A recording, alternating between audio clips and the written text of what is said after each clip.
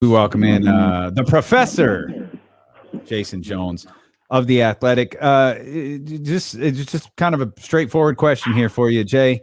Are the Kings entertaining? I don't know. I mean, is watching them give up a bunch of points entertaining? No, not to me at least. Maybe because I've watched it so long. I'm just kind of numb to it.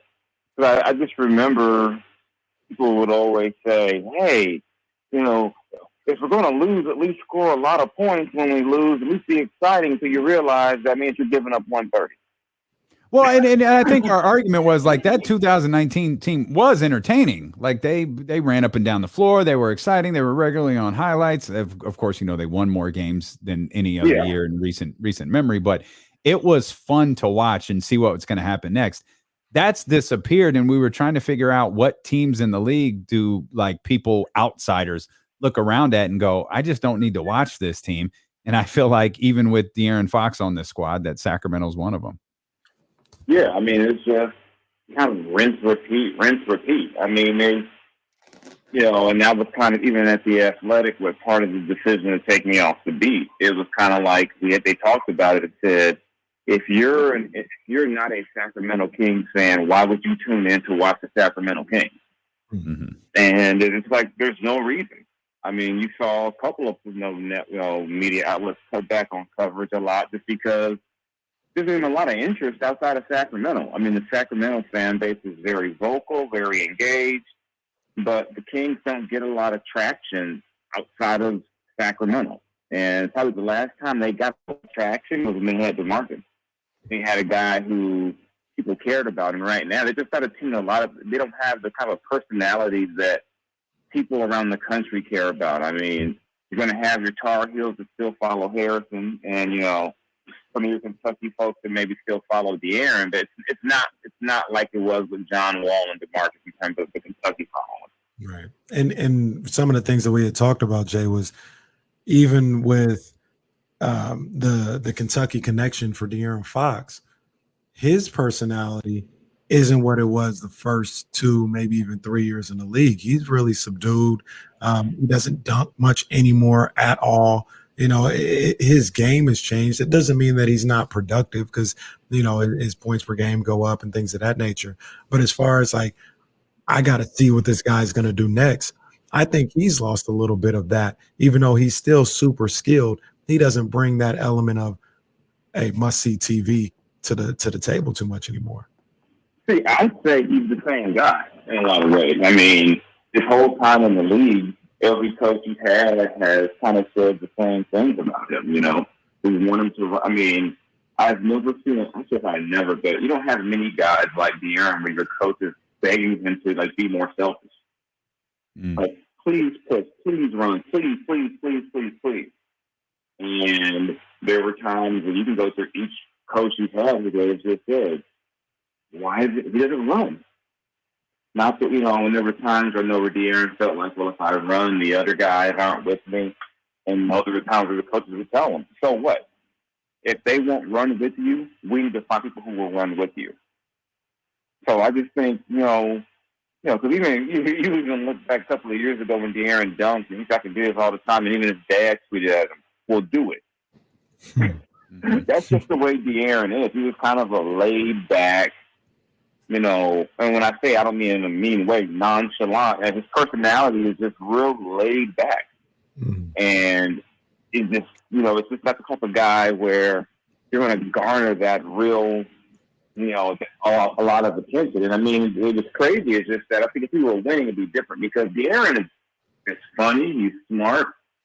He's really engaging when you get to know him and deal with him. But I just think because he's in Sacramento and the team's not winning, no one's really going to stay up in back east till 10:30 to watch DeAaron Fox, play. Mm-hmm. Yeah. The professor Jason Jones with us here on D-Lo and KC. You were covering the Kings during the draft. What's your takeaway from the selection of Keegan Murray and nothing else? I thought they went the safe route.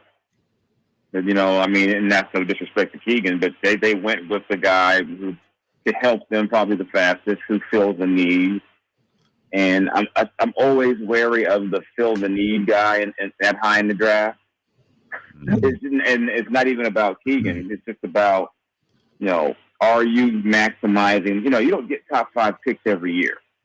So if you got a top 5 pick, even if it does duplicate a spot on your roster, if you got a chance to get a potential superstar, you go get that guy.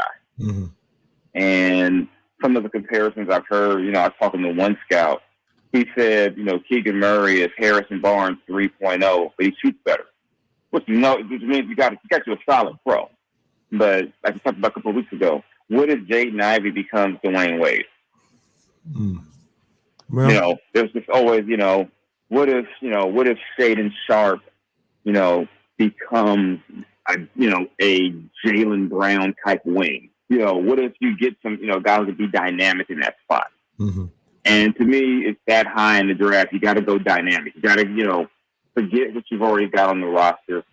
Swing for a superstar. But who knows? Maybe Keegan Murray surprises us all. But and he is a superstar. But everyone I talk to believes he'll be a solid pro. Like I said, in that Harrison Barnes, Shane Battier mold. A guy who'll be dependable, make the right play, he do everything you need. But is he going to be a guy that say becomes a transcendent star? I haven't met anyone who thinks he will be. But I guess there's no time like now because we all think we know what these guys are going to be in 10 years, and we really have no clue. You really don't know. Yeah, I remember back when Greg Golden got drafted, he was going to change the game, and he was the most athletic, dynamic big man to come out of the draft in how many years? But then injuries got him, and people thought Kevin Durant would be too weak to play in the league. So, you never really know. I was talking to him about the 2010 draft. Think about this. Wesley Johnson went ahead of DeMarcus Cousins. Jeez. So Evan Turner. Syracuse. Wow. You just never know. A lot of it is the situation you end up in, I saw Detroit extended the qualifying offer to Bagley, so clearly they see something, or they like something to where they'll want to keep him around beyond this year, whereas in fact, the situation just wasn't going to work.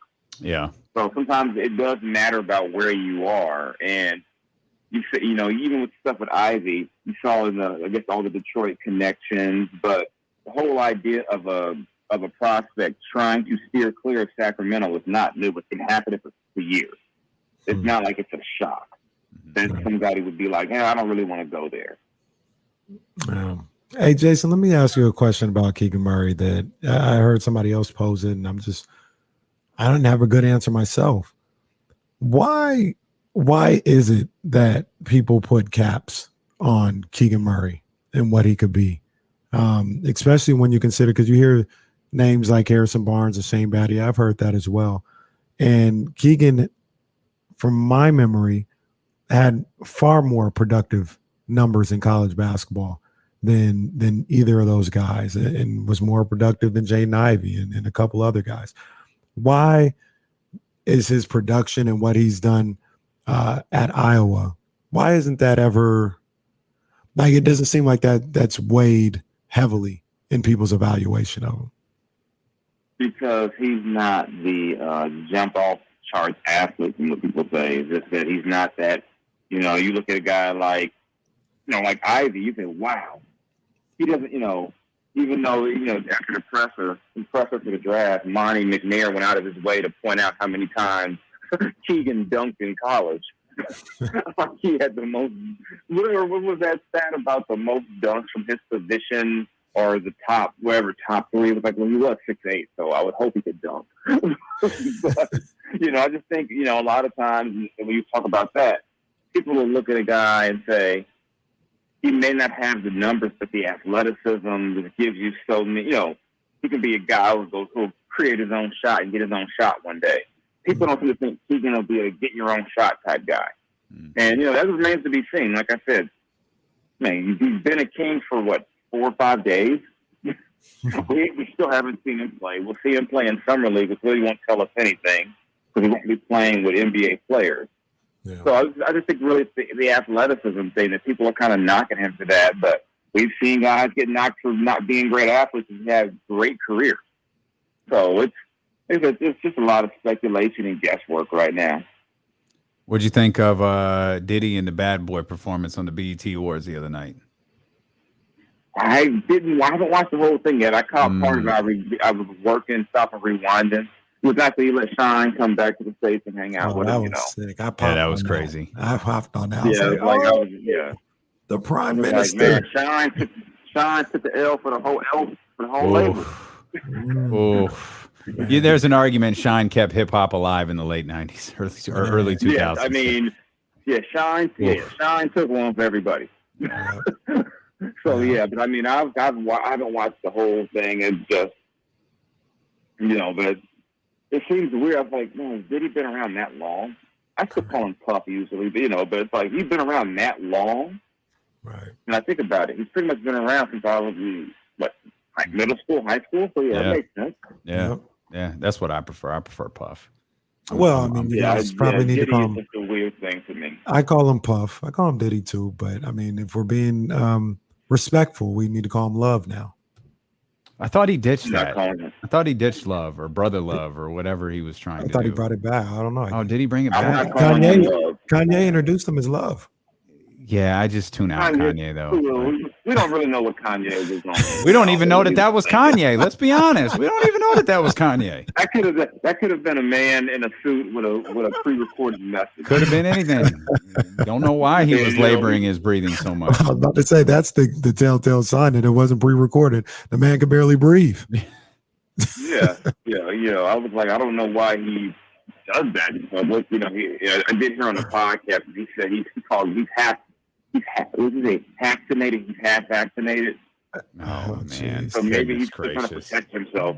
Okay. I mean, I don't know if maybe that was what I was about. Maybe he got the second shot by now. Who knows? But then again, trying to explain why Kanye does anything is a tough task. It's like trying to explain Kyrie. That's how we. I thought, Kyrie made the tough decision to say